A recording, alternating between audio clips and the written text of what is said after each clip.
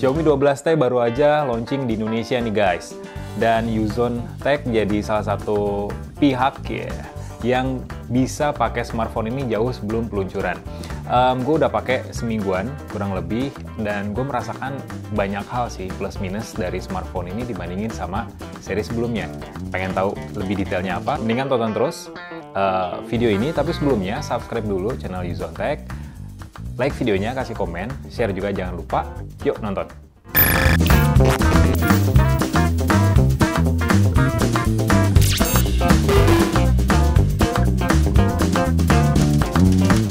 Xiaomi 12T jujur lebih compact daripada Xiaomi 11T nih.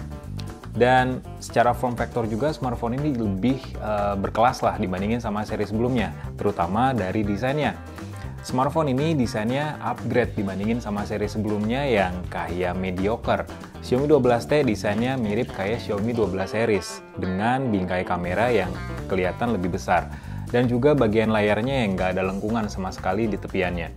Tapi buat ukuran layarnya sendiri, smartphone ini masih sama Xiaomi 11T, masih 6,67 inci, jenisnya AMOLED, terus juga refresh rate-nya 120Hz, udah ngedukung juga HDR10+, tapi kekurangannya kaca pelindungnya udah downgrade, bukan Gorilla Glass Victus lagi, tapi Gorilla Glass 5. Ini nggak tahu sih kenapa malah jadi downgrade dan parah banget downgrade-nya kayak 2 level ke bawah gitu. Dan pastinya Gorilla Glass 5 jauh lebih rentan ya dibandingin sama Victus. Terutama ya buat goresan-goresan halus kalau misalnya dikantongin di tas maupun di kantong celana. Tapi gue ngerti sih kenapa ada downgrade kayak gitu, karena ya Xiaomi ngasih upgrade yang signifikan juga nih di dapur pacunya.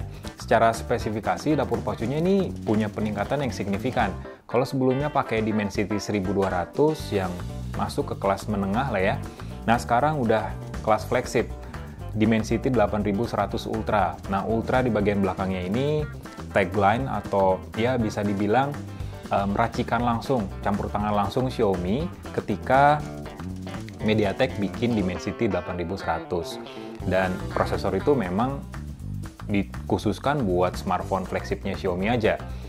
Dan secara performance juga pastinya lebih bagus. Soalnya dari pengujian yang gue lakukan di AnTuTu Benchmark versi 9, skornya tuh naik banget. Sekarang skornya mencapai 775 ribuan poin. Nyaris 800 ribuan yang bisa diperoleh oleh Snapdragon 8888, ataupun ya sedikit lah selisihnya dibandingin sama Snapdragon 8 Gen 1. Memang jauh dibandingin sama Snapdragon 8 Plus Gen 1, tapi Dimensity 8100 Ultra ini udah lebih bagus lah dibandingin sama seri sebelumnya. Apalagi arsitekturnya yang kecil juga bikin efisiensi dayanya lebih bagus juga nih. Baterai 5000 mAh di smartphone ini bisa bertahan sampai 12 jam 23 menit screen on time-nya. Jadi 12 jam lebih layar nyala, proses terus-terusan berjalan secara simultan dengan baterai tersisa 16%. Cukup awet buat sebuah smartphone flagship, dimana ya di atas 10 jam udah hasil yang impresif sih kalau menurut gue. Apalagi ya tadi RAM-nya udah 8GB dan storage-nya 256GB dan jenisnya UFS 3.1. Jadi UFS 3.1 ini punya write dan read speed-nya yang lebih cepat daripada UFS 2.2. Jadi ya lebih bagus lah buat sebuah smartphone menengah ke atas. Dan ngomongin soal baterainya tadi, ini upgrade banget dibandingin sama Xiaomi 11T yang cuma ngedukung fast charging 67W aja. Nah, Xiaomi 12T udah ngedukung fast charging 120W. Chargerannya udah kayak chargeran laptop dan udah support power delivery juga. Jadi, chargerannya bisa ngecas laptop kalian yang support USB Type-C. Jadi cuma bawa satu chargeran bisa ngecas banyak perangkat. Dan untuk durasi pengecasannya dari 8% sampai penuh kurang dari 30 menit aja.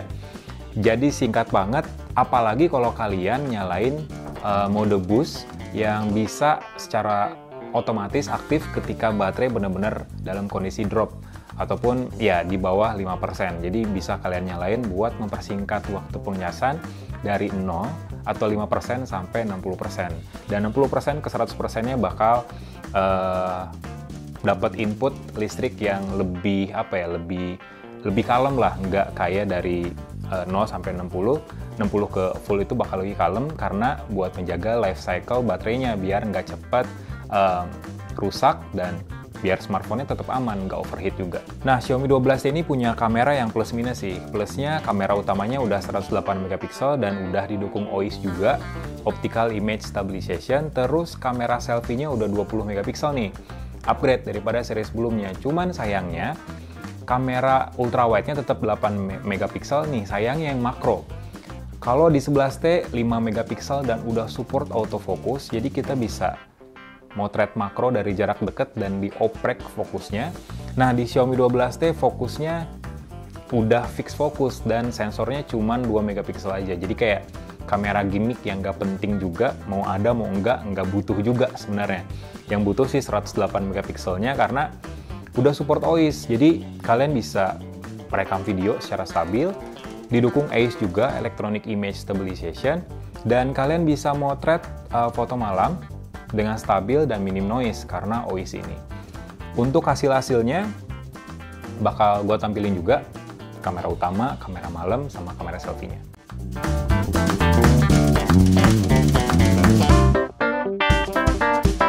Jujur, pas video ini dibikin, gue belum tahu harganya karena ini dibikin sebelum acara launchingnya di Indonesia. Tapi gue bakal tulisin di kolom deskripsi buat harga resminya di Indonesia. Cuman kalau bisa nebak sih, mungkin harganya bakal di kisaran 5-6 jutaan, mirip kayak seri sebelumnya. Lagian Dimensity 8100 ini ada beberapa seri nih yang beredar di Indonesia. Salah satunya Realme GT Neo 3 yang harganya juga di rentang 6 jutaan. Jadi mungkin smartphone ini bakal di rentang harga yang sama buat ngehantem juga Realme GT Neo 3 yang punya teknologi fast charging yang sama-sama cepat, terus kamera dengan OIS tapi sensornya lebih premium, dan ya desain sama build quality-nya kurang lebih sama.